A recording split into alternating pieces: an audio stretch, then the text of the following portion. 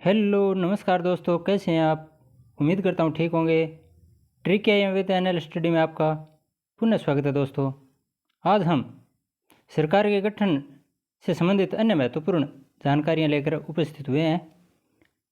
सरकार से संबंधित जितने भी मुख्य मुख्य बिंदु थे हमारे सिलेबस में, उनको हम पिछले वीडियो में काफ़ी अच्छी तरह से समझ चुके हैं। और भी कोई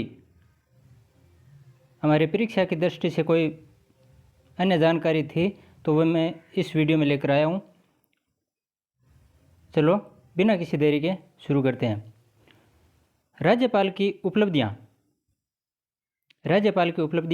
एवं भत्ते भारित होते हैं, अर्थात उनको वेतन कहाँ से मिलता है? राज्य की संचित निधि से। राज्यपाल को राज्य की संचित निधि से वेतन मिलता है। 7वां संविधान संशोधन कब हुआ था? सीधा प्रश्न पूछ लेते हैं।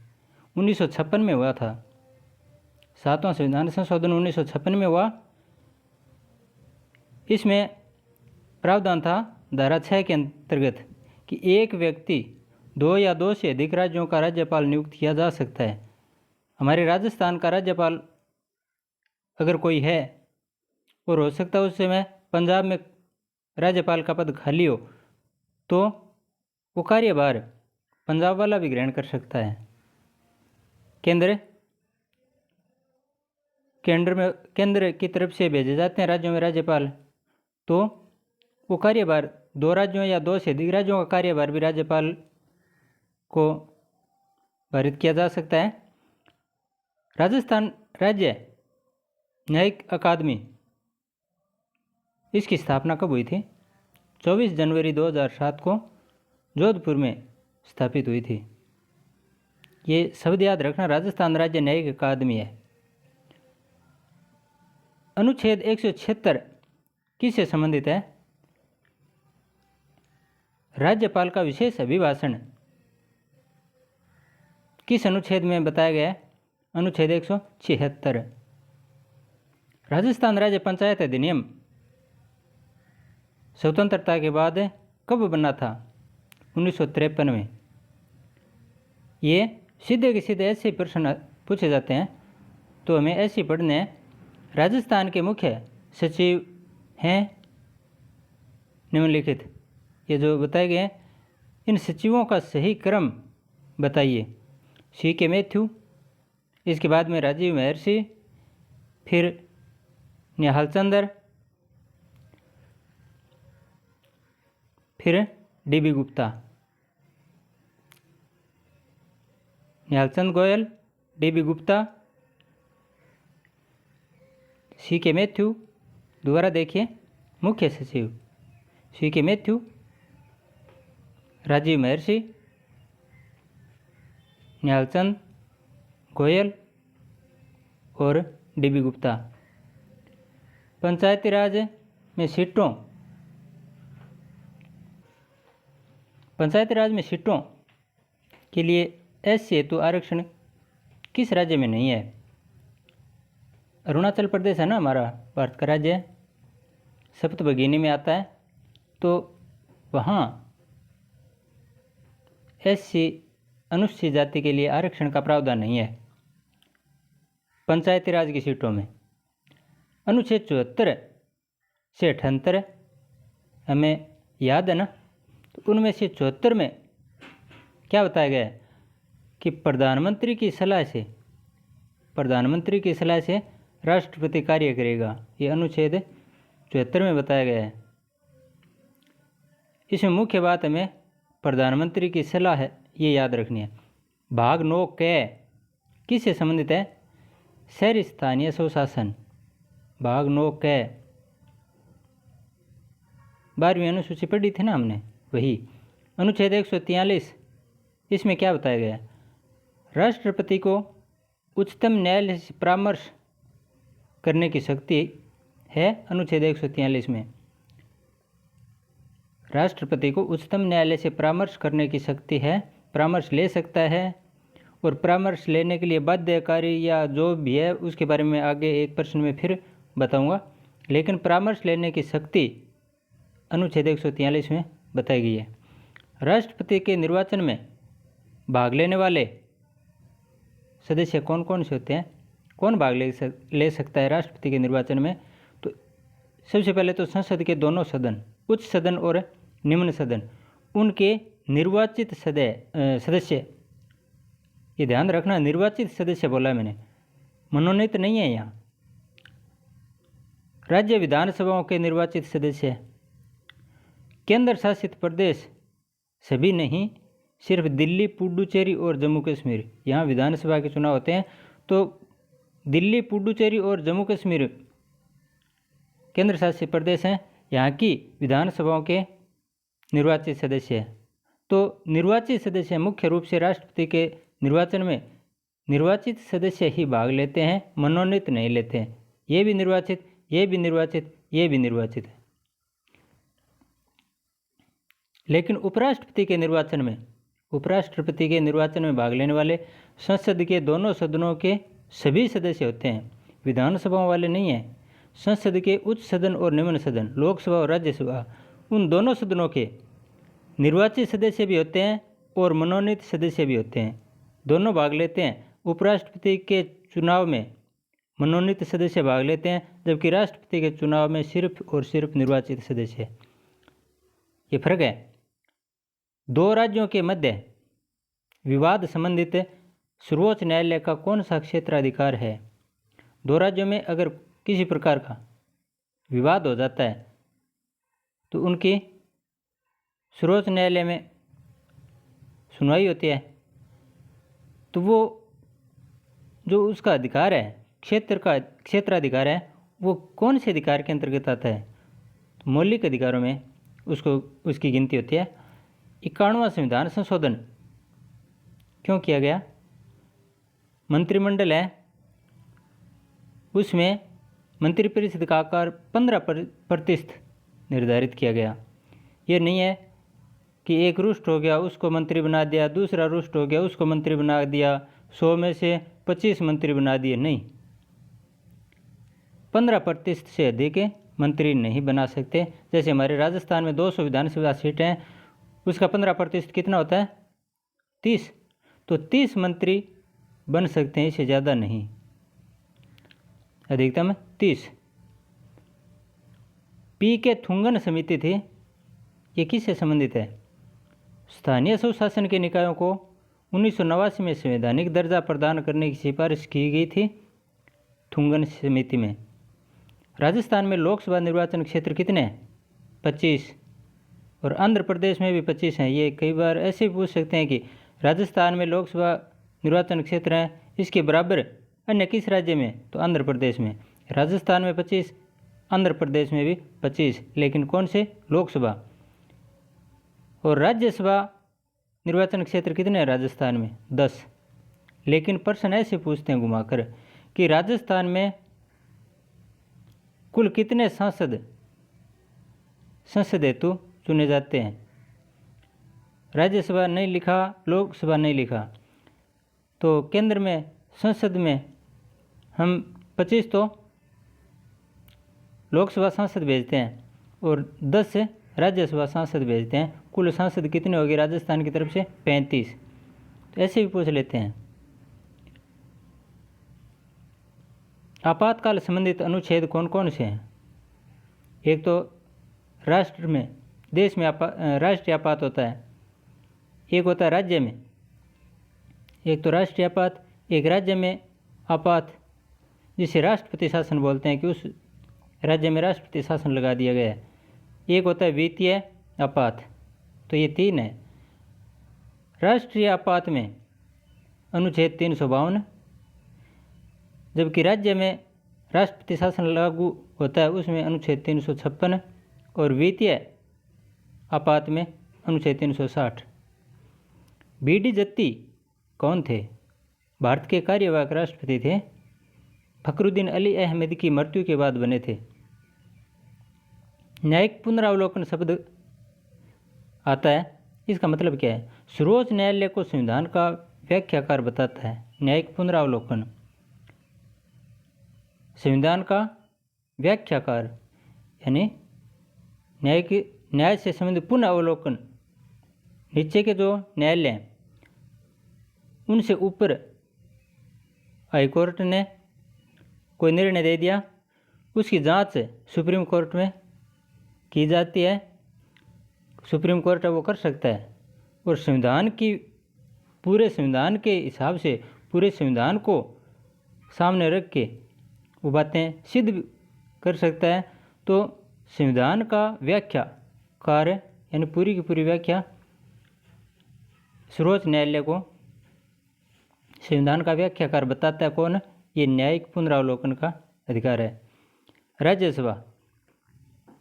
राज्यसभा का प्रधान सभापति कौन होता है? उपराष्ट्रपति। इसका गठन राज्यसभा का गठन अनुच्छेद 80 में और कार्यकाल इसका ये एक स्थायी सदन है। क्या है? स्थायी सदन। प्रधान सभापति उपराष्ट्रपति होता है। राज्यसभा का गठन अनुच्छेद 80 में कार्यकाल यह एक स्थायी सदन है।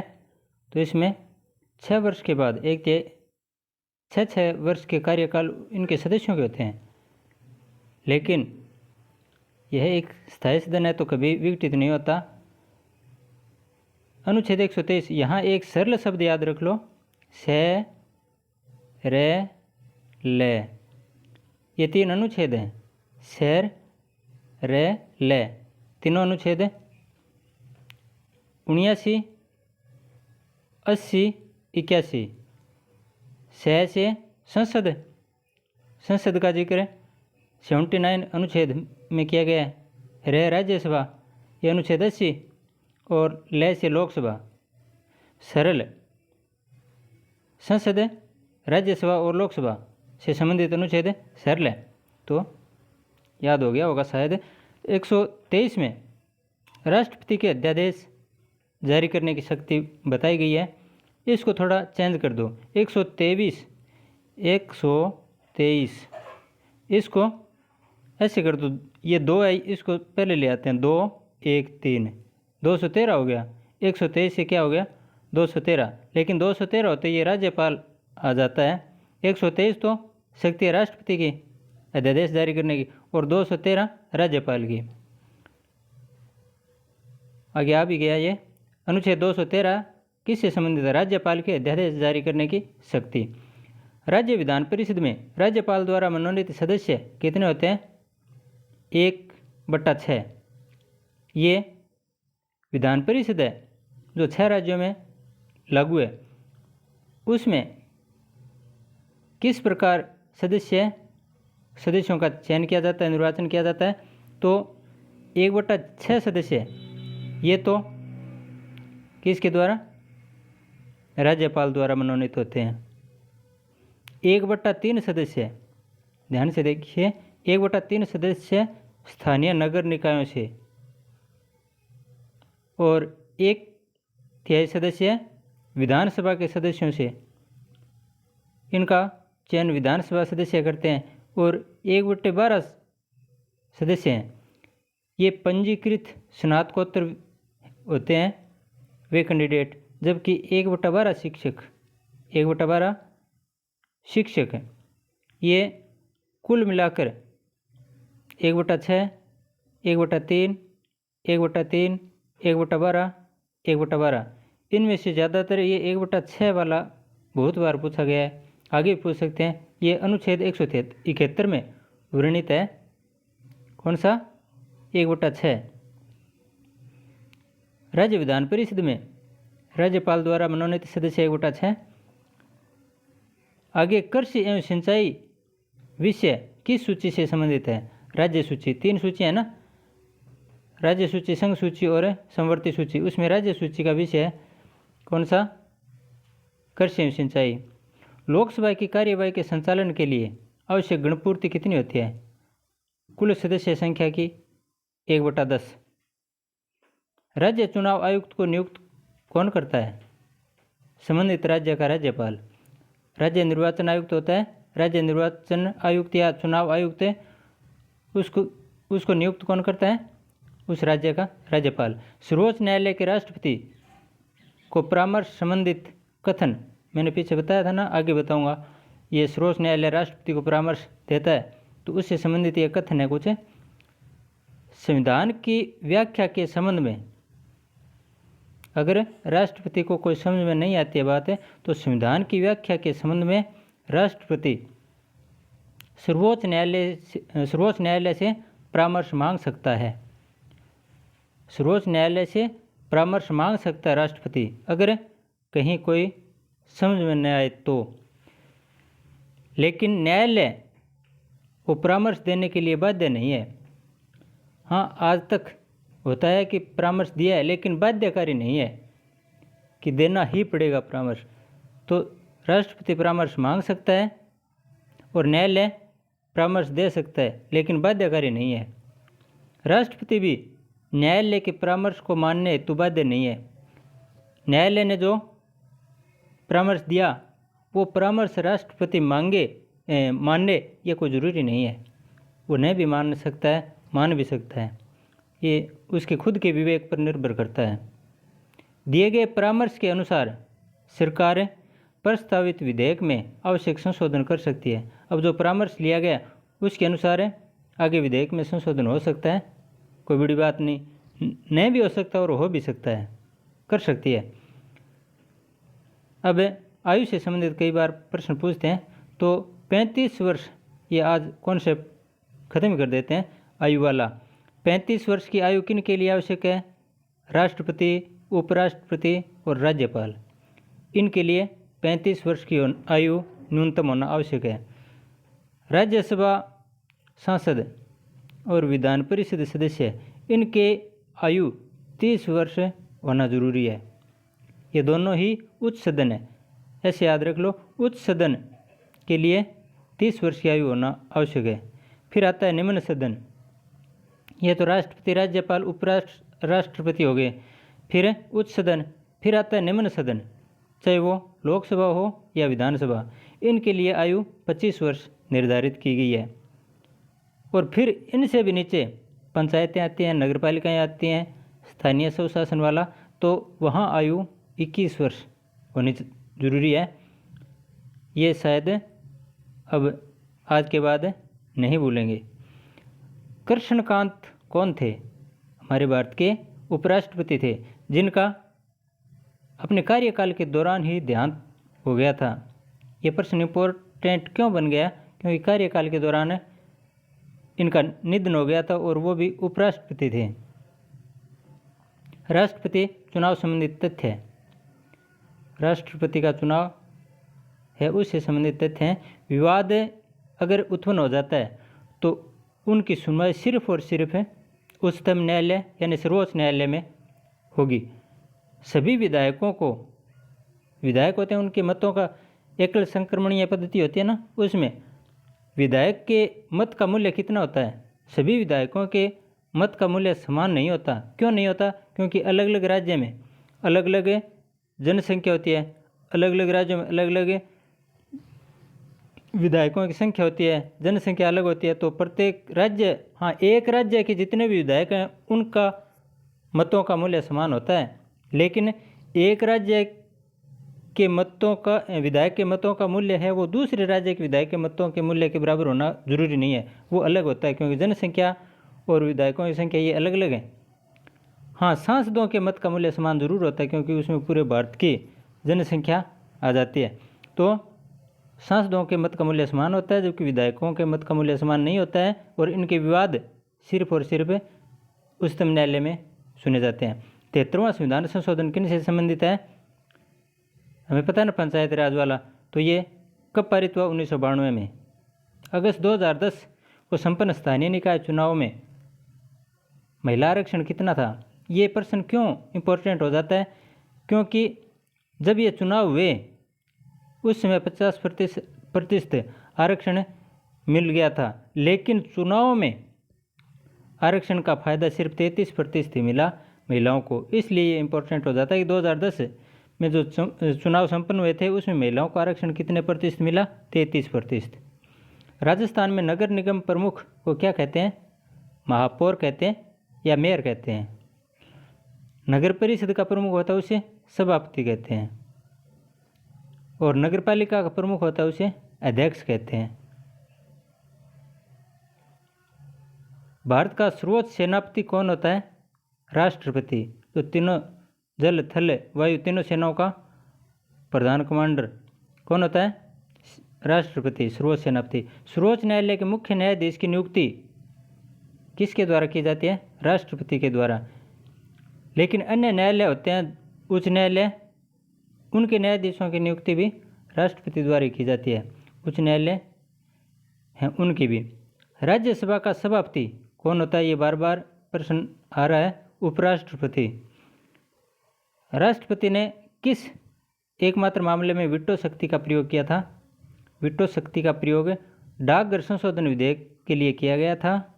ये उस समय से ज्ञानी जैल सिंह, ये हमारे राष्ट्रपति हुआ करते थे, उन्होंने वीटो पावर का प्रयोग किया था। आज तक भारत में वीटो पावर का प्रयोग एक बार ही किया था राष्ट्रपति ने, और वो भी डाकघर संशोधन विधेयक पर। लोकसभा में अविश्वास प्रस्ताव कौन से प्रधानमंत्री के खिलाफ लाया गया? जवाहरलाल नेहरू के। जय जवान जय किसान का नारा, ये सबसे पहले की बात है। जय जवान जय किसान का नारा किसने दिया? मोरारजी देसाई ने। प्रथम गैर कांग्रेसी प्रधानमंत्री कौन थे? मोरारजी देसाई।